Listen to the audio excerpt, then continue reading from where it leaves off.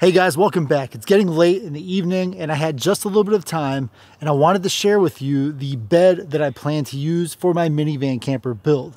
Now, if you've watched my channel for any amount of time, especially my minivan camper videos, you'll know that the number one thing for me, besides of course safety, is to be comfortable while I'm sleeping. And to achieve that goal of comfort, I decided to buy another steel bed frame and memory foam mattress. And for this build, the steel bed frame that I chose is a much more suitable option for the minivan camper in general.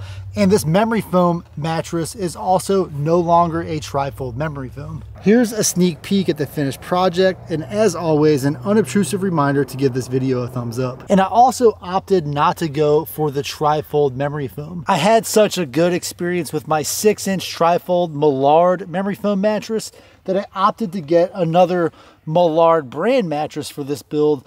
But in this case, I wanted to go with this 5-inch Lucas. And the reason I chose this one is because it is no longer a trifold mattress. So while I build the bed frame, I'm gonna go ahead and at least get this mattress out of the box. That way it can start breathing, because this mattress is essentially rolled up in a vacuum sealed container. And once I get it open, it's gonna pop out to its full size.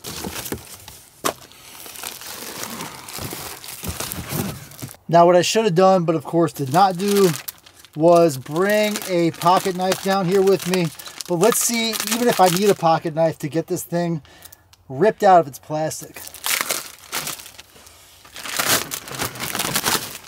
Ooh.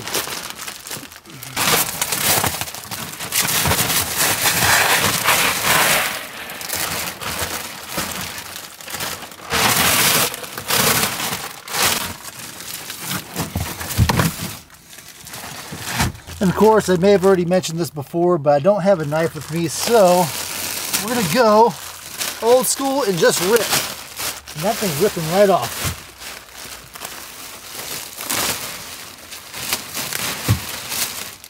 And I literally just cracked the seal and got this out of the plastic, but it's already starting to inflate. My hope is that I at least get that 5 inches of uncompressed air in this thing. That way I don't need to put anything like cardboard in between the frame and the mattress, so that I don't dig into the frame if I'm rolling around. So now, before we check back in with that mattress, let's get this bed assembled. I didn't mind opening the mattress with just my hands, but for the frame, I'm gonna go ahead and use a knife. That way, opening the box will be just a little bit easier on my fingers. So my goal for assembling this mattress is gonna be just to get it assembled and put it straight to work. And I genuinely don't foresee this being a difficult job, but the 2 feet I wanna show you, these feet right here, these are the main reason I chose this specific memory foam or this specific metal frame. You see, in my prior build, the frame had 6 feet essentially just like this foot right here.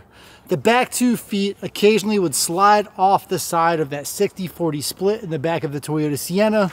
And by upgrading to this, I can ensure that my feet don't slide off even if I do a little bit of shifting. So I've got everything fully unpacked. Let's move into the van, where I'm gonna go ahead and complete the assembly. Right now, that memory foam mattress is about halfway inflated. I am a little skeptical, but it also has pretty good reviews on Amazon. And I am, of course, an Amazon affiliate. If you want to check out this foam mattress or this frame for your setup, feel free to check my link in the video description. It doesn't cost you anything, and I do get a little bit of a commission on sales for any of those mattresses or bed frames. Something convenient about all of your essentially IKEA style products that you get on Amazon lately is all of the tools. In this case, a 4mm Allen key is included. And in fact, there's only about 12 bolts involved in this build, and 2 on each side are to keep the end caps on. So I conveniently moved this mattress out of the way so I can build the frame essentially where it's gonna sit when it's complete. So the good thing about these bolts is essentially all of these bolts are for the legs, and then these 2 bolts are gonna be to hold the center pieces in.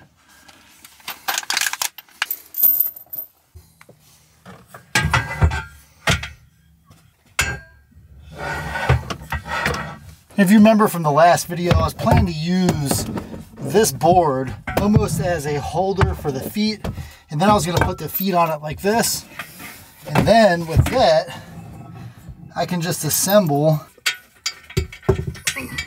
Now I've got this side at least started, I'm going to go ahead and start this side as well.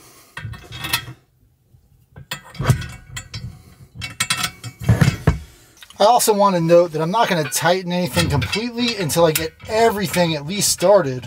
By making sure that everything is at least started, I can also make sure that the bed frame is level and square as much as possible. Because as I said at the beginning of this video, comfort is essentially the -- 1 priority when it comes to long-term minivan camping.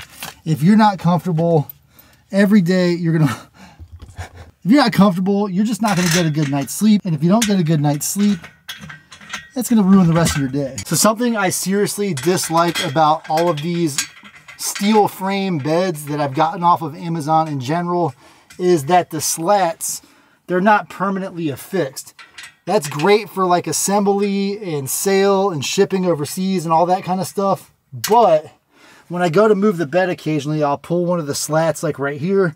It'll pop out of place. That's super annoying. So we're getting close to at least getting all the bolts started. And it looks like I'll have probably 1 extra bolt at the end of this job. And if I wasn't yapping at the camera, this job probably would have taken me 5 or 10 minutes at the most. So as far as cost and value, yes, I could have made a wooden bed frame. Probably would have ended up costing me about the same as what I paid for this. And then also my skills are not necessarily where I want them to be with woodworking. And so that's something that, you know, a risk I would have to take is, would my homemade bed be good enough to keep me comfortable? So another issue that the woodworking brings to mind is, first of all, if you really could see how much space is left once the bed frame is made, there's not a significant amount of space. And that's a problem because although I dream of having a nice hardwood floor in the bottom of my minivan camper, there's just truly not enough space if I want to have a bed the size of the current bed that I have in here. Now I normally use an impact driver to tighten up these nuts like this, but with this bed frame, because I know that this is honestly just cheap metal, I want to make sure that I hand tighten these bolts. That way I'm not stripping out the material or the bolts themselves. And right now I'm going basically corner by corner, side by side, and then I'll go to the middle and I'm tightening up each of the bolts as much as possible.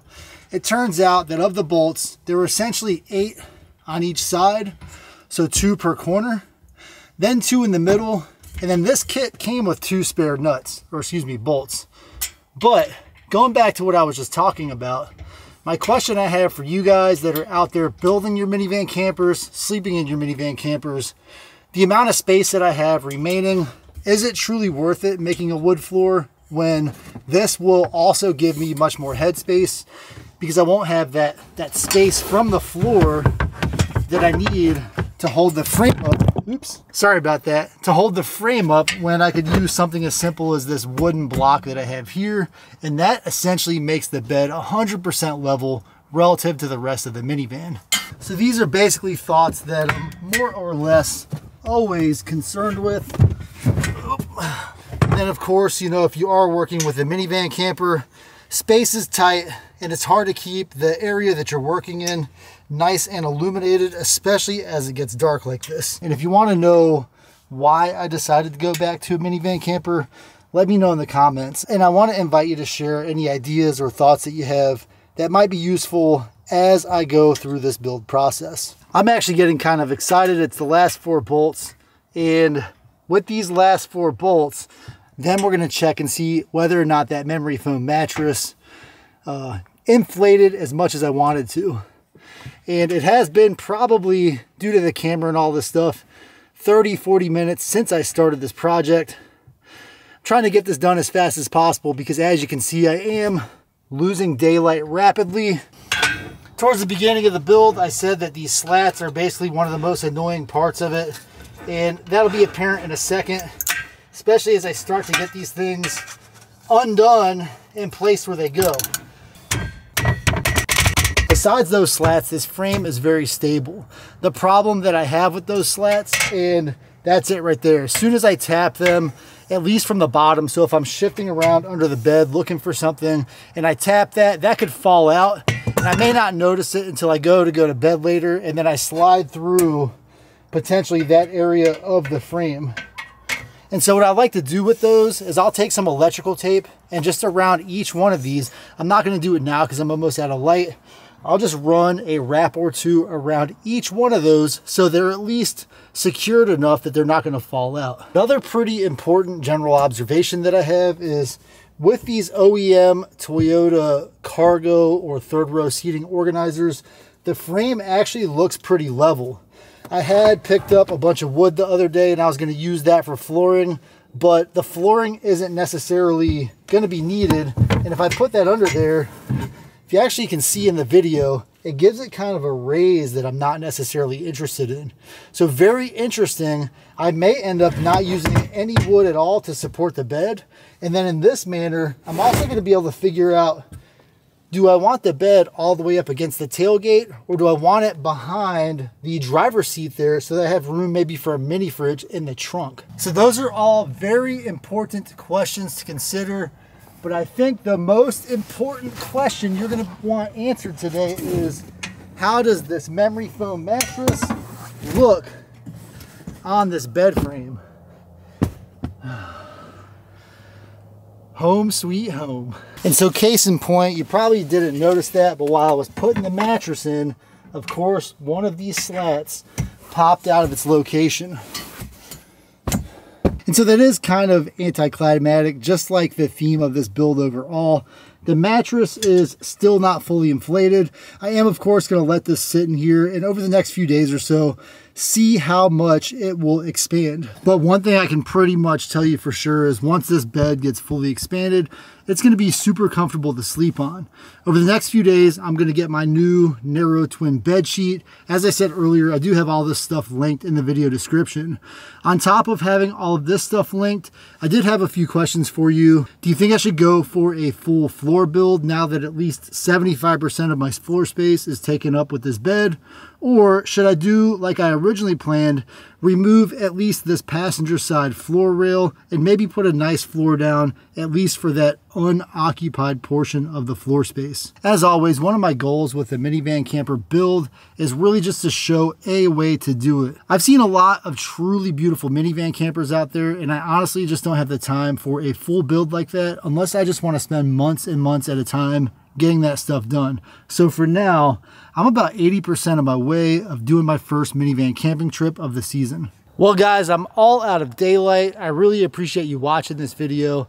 Let me know what you want to see next on this build in the comments, and I'll catch you in my next adventure.